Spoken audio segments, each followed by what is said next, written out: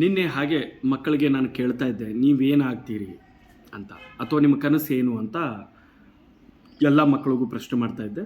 So ಅದರಲ್ಲಿ ಒಂದು ಮಗು, ಸರ್ ನಾನು DC ಆಗ್ತೀನಿ, IAS ಅಧಿಕಾರಿ ಆಗ್ತೀನಿ, IPS ಆಗ್ತೀನಿ ಅಂತ ಹೇಳಿದ್ರು. ಕೆಲವೊಬ್ಬರು ಡಾಕ್ಟರ್ ಅಂತ ಹೇಳಿದ್ರು, ಕೆಲವೊಬ್ಬರು ಇಂಜಿನಿಯರ್ ಅಂತ ಹೇಳಿದ್ರು. ಆಯಿತು, ಹಲವಾರು ಉದ್ಯೋಗಗಳ ಹೆಸರು ಹೇಳ್ತಾ ಇದ್ದರು, ಪ್ರೊಫೆಷನ್ಸ್ಗಳನ್ನು ಹೇಳ್ತಾ ಇದ್ದರು. ಸೊ ಆಗ ನನಗೆ ಅನಿಸಿರೋದು ಒಂದೇ, ಕನಸಿದ್ರೆ ಸಾಕೆ.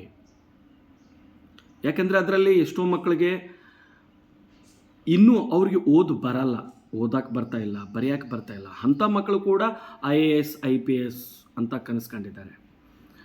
ಅದಕ್ಕೆ ನಾನು ಅವ್ರಿಗೆ ಮರುಪ್ರಶ್ನೆ ಮಾಡಿದೆ, ಕನಸು ಕಂಡರಷ್ಟೇ ಸಾಕೆ ಅನ್ನುವಂಥ ಪ್ರಶ್ನೆ.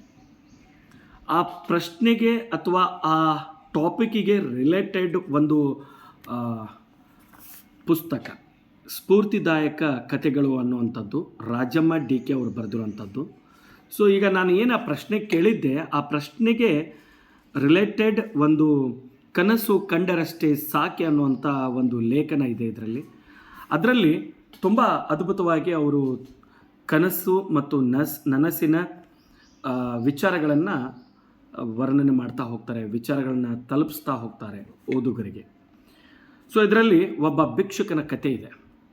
ಆ ಭಿಕ್ಷುಕ ಒಂದು ಸಾರಿ ಭಿಕ್ಷಾಟನೆ ಅಂತ ಹೋದಾಗ ಒಬ್ಬಳು ವಯಸ್ಸಾದಂಥ ಅಜ್ಜಿ ಆ ಅಜ್ಜಿಗೆ ಭಿಕ್ಷೆ ಕೇಳ್ತಾನೆ.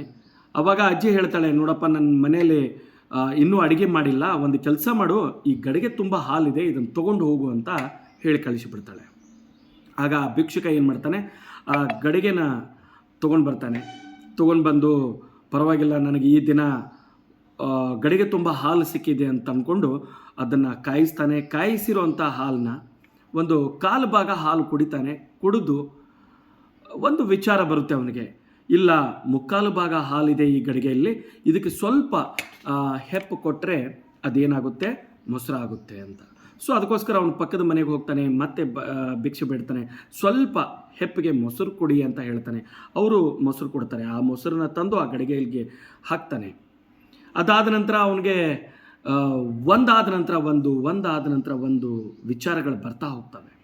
ಅದನ್ನು ಏನಂತಾನೆ ಅವನು, ಆಯಿತು ಆ ಗಡಿಗೆಯಲ್ಲಿ ಮೊಸರು ಮಾಡಲಿಕ್ಕೆ ಹೆಪ್ಪು ಹಾಕಿದ್ದೀನಿ, ಸೊ ಪಕ್ಕದಲ್ಲಿ ಇಟ್ಕೊಂಡು ಮಲಗ್ದಾದ ನಂತರ ಒಂದು ಕನಸು ಬೀಳ್ತಾ ಹೋಗುತ್ತೆ.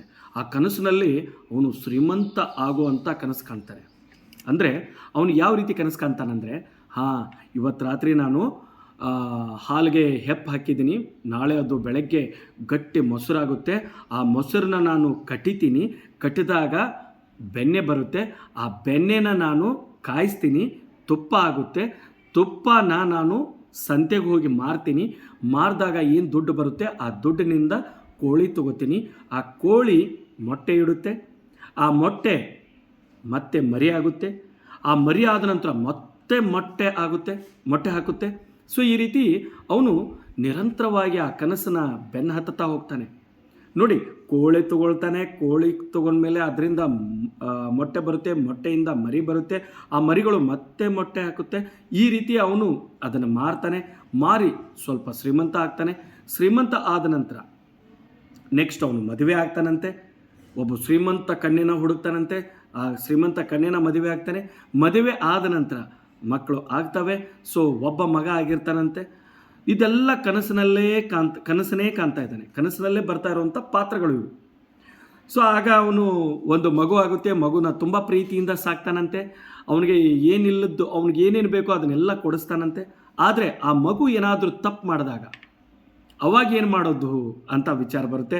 ಅವಾಗ ಏನಿಲ್ಲ, ಜೋರಾಗಿ ನಾನು ಹೊಡಿತೀನಿ ಅಂತ ಜೋರಾಗಿ ಅಲ್ಲೇ ಒಂದು ಕಟ್ಟಿಗೆ ಇರುತ್ತೆ, ಆ ಕಟ್ಟಿಗೆ ತೊಗೊಂಡು ಜೋರಾಗಿ ಹೊಡೆದು ಬಿಡ್ತಾನೆ. ಯಾವುದಕ್ಕೆ ಹೊಡಿತಾನೆ? ಅವನು ಹೊಡೆದಿರೋದು ಮತ್ತೆ ಯಾವುದಕ್ಕೂ ಅಲ್ಲ, ಆ ರಾತ್ರಿ ಏನು ಗಡಿಗೆಗೆ ಹೆಪ್ಪಾಕಿ ಇಟ್ಟಿದ್ದ ಮೊಸರು ಆಗಬೇಕು ಅಂತ ಆ ಗಡಿಗೆ ಹೊಡೆದು ಬಿಡ್ತಾನೆ.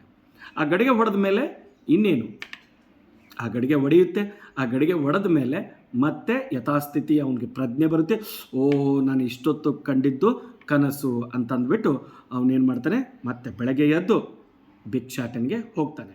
ಇದು ತಿರುಕನ ಕನಸು. ಸೊ ಕನಸುಗಳು ಹೇಗಿರಬೇಕನ್ನೋದು ಈ ಪುಸ್ತಕದಲ್ಲಿ ಸ್ವಲ್ಪ ತುಂಬ ಅದ್ಭುತವಾಗಿ ಹೇಳಿದ್ದಾರೆ.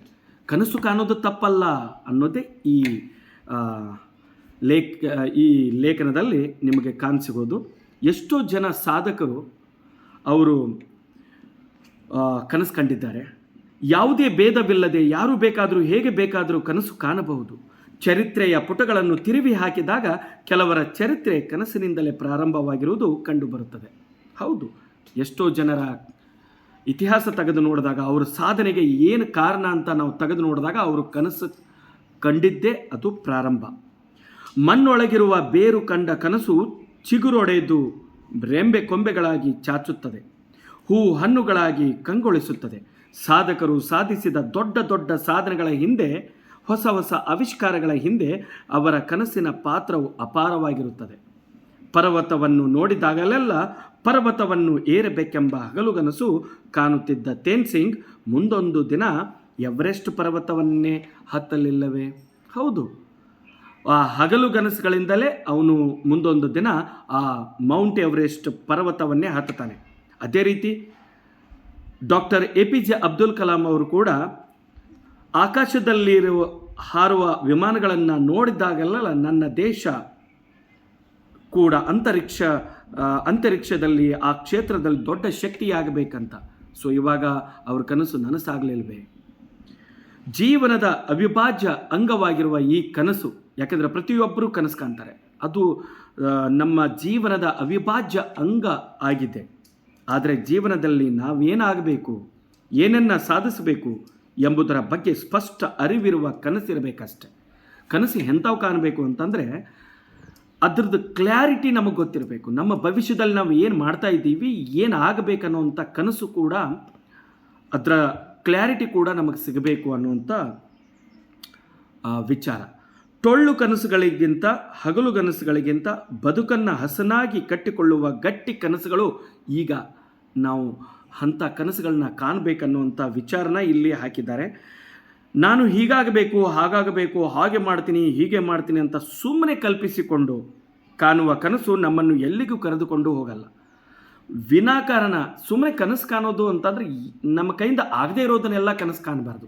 ಯಾವುದು ಆಗುತ್ತವೆ ಅದಕ್ಕೆ ನಾವು ಏನು ಮಾಡಬೇಕು, ಎಷ್ಟು ಅದಕ್ಕೆ ಸಮಯ ಕೊಡಬೇಕು, ಎಷ್ಟು ಪ್ರಯತ್ನ ಹಾಕಬೇಕು, ಆ ಕನಸನ್ನು ನನಸು ಮಾಡೋಕ್ಕೆ ಏನೆಲ್ಲ ಮಾಡಬೇಕು ಅದನ್ನೆಲ್ಲ ಮಾಡುವಂಥ ಪ್ರಯತ್ನ ಇರಬೇಕು ಅನ್ನುವಂಥದ್ದು ಈ ಲೇಖನದ ವಿಚಾರ. ಮತ್ತು ವಾಸ್ತವಿಕತೆ ಇರಬೇಕು ಅನ್ನುವಂಥದ್ದು ಈ ಕತೆ ಅಥವಾ ಈ ಒಂದು ಲೇಖನದಿಂದ ನಮಗೆ ಗೊತ್ತಾಗುತ್ತೆ. ಇಂಥ ಸಾಕಷ್ಟು ಒಳ್ಳೆಯ ಸ್ಫೂರ್ತಿದಾಯಕ ಕಥೆಗಳು ಇದರಲ್ಲಿ ಇವೆ ಅಂತ ಹೇಳ್ತಾ, ಸೊ ಪುಸ್ತಕಗಳನ್ನ ಓದಿ ಪುಸ್ತಕಗಳಿಂದ ನಮ್ಮ ಮನಸ್ಸನ್ನು ವಿಕಾಸ ಮಾಡಿಕೊಳ್ಳಿ ಅಂತ ಹೇಳ್ತಾ ಧನ್ಯವಾದಗಳು.